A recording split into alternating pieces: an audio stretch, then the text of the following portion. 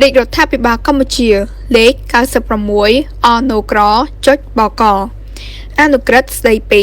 សេវាអត្តសញ្ញាណកម្មតែមិនតម្រូវឲ្យបង់កម្រៃសេវានិងតម្រូវឲ្យបង់កម្រៃសេវាចំពោះទី1បទបញ្ញត្តិទូទៅមាត្រា1អនុក្រឹត្យនេះមានគោលបំណងកំណត់ប្រភេទសេវាអត្តសញ្ញាណកម្មដែលមិនតម្រូវឲ្យបង់កម្រៃសេវានិងតម្រូវឲ្យបង់កម្រៃសេវាដើម្បីធានាដល់ការផ្តល់សេវាសាធារណៈប្រកបដោយប្រសិទ្ធភាពស័ក្តិសិទ្ធិភាពតម្លាភាពនិងគណនេយ្យភាពនិងការប្រមូលចំណូលមិនមែនសារពើពន្ធសម្រាប់ជាគុណប្រយោជន៍ដល់ថវិកាជាតិព្រមទាំងជួយសម្រួលបន្ទុកចំណាយរបស់ប្រជាពលរដ្ឋមាត្រា2អនុក្រឹត្យនេះមានវិសាលភាពអនុវត្តចំពោះការផ្តល់សេវាសាធារណៈលើការងារអត្តសញ្ញាណកម្មដែលអនុលោមតាមច្បាប់និងលិខិតបទដ្ឋានគតិយុត្តជាធរមានមាត្រា3ទិន្នន័យអត្តសញ្ញាណបុគ្គលដែលគ្រប់គ្រងដោយអគ្គនាយកដ្ឋានអត្តសញ្ញាណកម្មក្រសួងមហាផ្ទៃគឺជាទិន្នន័យនិងប្រភពទិន្នន័យផ្លូវការតែមួយគត់ដែលអាចប្រើប្រាស់បានសម្រាប់ការផ្តល់សេវាសាធារណៈស្របតាមការកំណត់នៃច្បាប់និងលិខិតបទដ្ឋានគតិយុត្តជាធរមានចំពោះទី2ប្រភេទសេវាសាធារណៈលើការងារអត្តសញ្ញាណកម្មដែលមិនតម្រូវឲ្យបង់កម្រៃសេវាមាត្រា4ប្រភេទសេវាសាធារណៈលើការងារអត្តសញ្ញាណកម្មដែលមិនតម្រូវឲ្យបង់កម្រៃសេវារួមមានកសេវាអត្រានុកូលដ្ឋានសេវាអត្រានុកូលដ្ឋាន1ការចុះបញ្ជីនិងផ្ដល់សម្បត្តិកំណើតឬសម្បត្តិមរណភាពឬសម្បត្តិអាពាហ៍ពិពាហ៍ដំបូង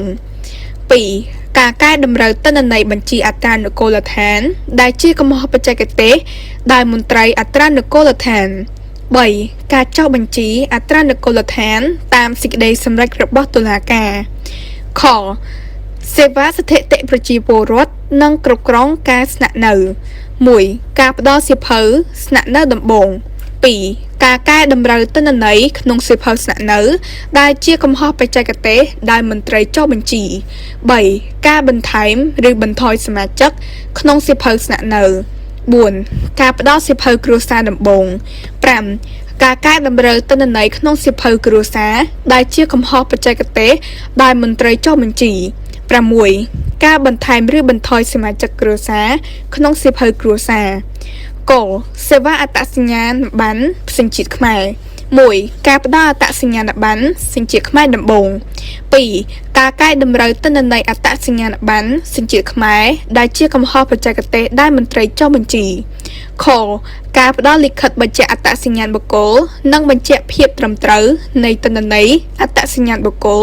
ក្នុងវិស័យយុត្តិធម៌សន្តិសុខនិងសណ្ដាប់ធ្នាប់សាធារណៈដោយស្នើសុំដោយអាជ្ញាធរមានសមត្ថកិច្ចឬតុលាការចំពោះទី3ប្រភេទសេវាសាធារណៈលើការងារអត្តសញ្ញាណកម្មដែលតម្រូវឲ្យបង់កម្រៃសេវាមាត្រា5ប្រភេទសេវាសាធារណៈលើការងារអត្តសញ្ញាណកម្មដែលតម្រូវឲ្យបង់កម្រៃសេវារួមមានកសេវាអត្រានុកូលដ្ឋាន1ការផ្ដល់សម្បត្តិកំណើតឬសម្បត្តិមរណភាពឬសម្បត្តិអាពាហ៍ពិពាហ៍ច្បាប់ដើមឡើងវិញករណីខូចខាតឬបាត់បង់2ការផ្ដល់ប័ណ្ណប្រកាសអាពាហ៍ពិពាហ៍3ការផ្ដល់សេចក្តីចម្លងសម្បត្តិកំណើតឬសម្បត្តិមរណភាពឬសម្បត្តិអាពាហ៍ពិពាហ៍4ការកែតម្រូវទិន្នន័យឬមោគភាពបញ្ជីអត្រានុកូលដ្ឋានឲ្យមានសង្កត់ភាពទិន្នន័យករណីមានឯកសារត្រឹមត្រូវនិងគ្រប់គ្រាន់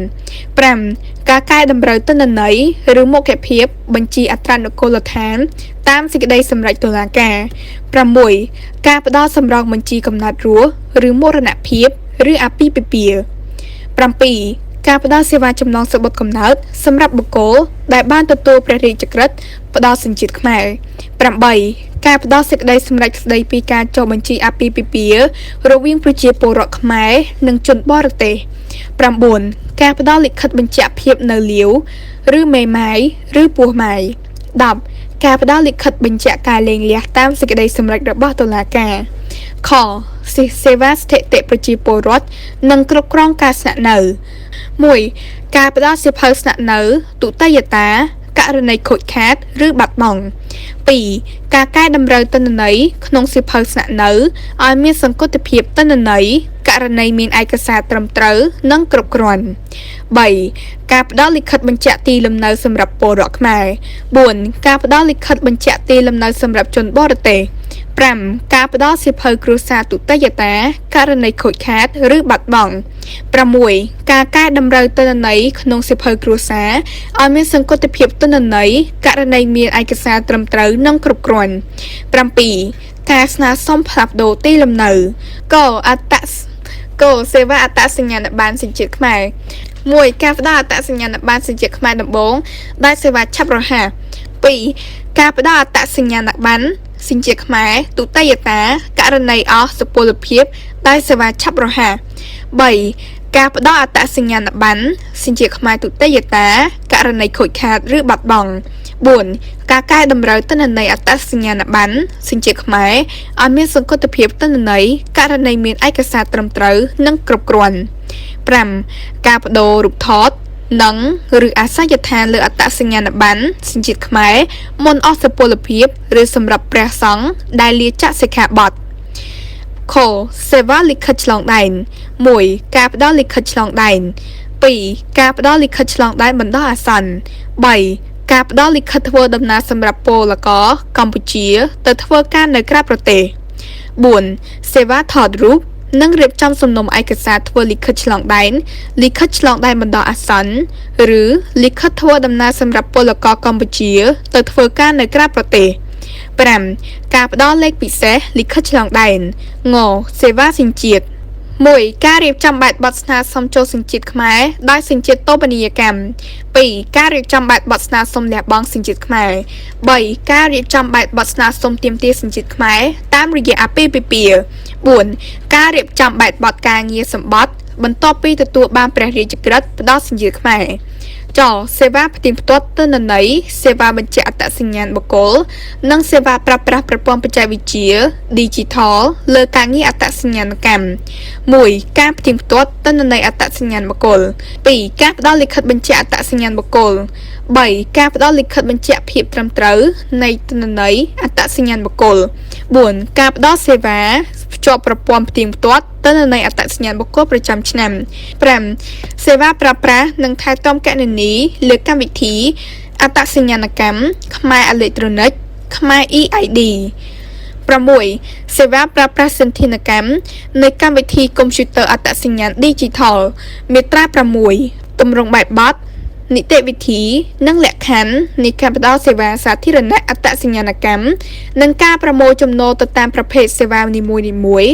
ត្រូវអនុវត្តតាមប្រកាសរបស់រដ្ឋមន្ត្រីក្រសួងមហាផ្ទៃ ការបង់កម្រៃសេវាសាធារណៈលើការងារអត្តសញ្ញាណកម្មត្រូវអនុវត្តតាមតម្លៃសេវាសាធារណៈដែលកំណត់ដោយប្រកាសអន្តរក្រសួងរវាងរដ្ឋមន្ត្រីក្រសួងមហាផ្ទៃនិងរដ្ឋមន្ត្រីក្រសួងសេដ្ឋកិច្ចនិងហិរញ្ញវត្ថុចំពោះទី 4 អន្តរបញ្ញត្តិមាត្រា 7 រាល់លិខិតបទដ្ឋាគតិយុត្តពាក់ព័ន្ធនឹងការបង់កម្រៃសេវាសាធារណៈលើការងារអត្តសញ្ញាណកម្មដែលនៅជាធរមានត្រូវបន្តអនុវត្តរហូតដល់មានលិខិតបទដ្ឋាគតិយុត្តថ្មីមកជំនួសចំពោះទី 5 អវសានបញ្ញត្តិមាត្រា 8 បទបញ្ញត្តិទាំងឡាយណាដែលផ្ទុយនឹងអនុក្រឹត្យនេះត្រូវទុកជានិរាករណ៍មាត្រា 9 រដ្ឋមន្ត្រីទទួលបន្ទុកទីស្តីការគណៈរដ្ឋមន្ត្រីរដ្ឋមន្ត្រីក្រសួងសេដ្ឋកិច្ចនិងហិរញ្ញវត្ថុរដ្ឋមន្ត្រីក្រសួងមហាផ្ទៃរដ្ឋមន្ត្រីគ្រប់ក្រសួងនិងប្រធានគ្រប់ស្ថាប័នដែលពាក់ព័ន្ធត្រូវទទួលបន្ទុកអនុវត្តអនុក្រឹត្យនេះតាមភារកិច្ចរៀងៗខ្លួនចាប់ពីថ្ងៃចុះហត្ថលេខាតទៅថ្ងៃពុធ 4 កើតខែចេសឆ្នាំមមីអត្តស័កពុទ្ធសករាជ 2570 ធ្វើនៅរាជធានីភ្នំពេញថ្ងៃទី 20 ខែឧសភា ឆ្នាំ 2026 នាយករដ្ឋមន្ត្រីសម្ដេចមហាបវរធិបតីហ៊ុនម៉ាណែតបានយកសេចក្តីគោរពជំរាបជូនសម្ដេចមហាបវរធិបតីនាយករដ្ឋមន្ត្រីសូមហត្ថលេខាឧបនាយករដ្ឋមន្ត្រីក្រសួងមហាផ្ទៃអភិសន្តិបណ្ឌិតសោសុខាកន្លែងទទួលក្រសួងព្រះបរមរាជវាំងអគ្គលេខាធិការដ្ឋានក្រមប្រឹក្សាធម្មនុញ្ញអគ្គលេខាធិការដ្ឋានប្រសិទ្ធិអគ្គលេខាធិការដ្ឋានរដ្ឋសភាខុទ្ទកាល័យសម្ដេចមហាបវរធិបតីនាយករដ្ឋមន្ត្រីខុទ្ទកាល័យឯកឧត្តមឧបនាយករដ្ឋមន្ត្រីដោយមាត្រា 9 រាជកិច្ចឯកសារខលប្រវត្តិនាងខ្ញុំសូមអរគុណ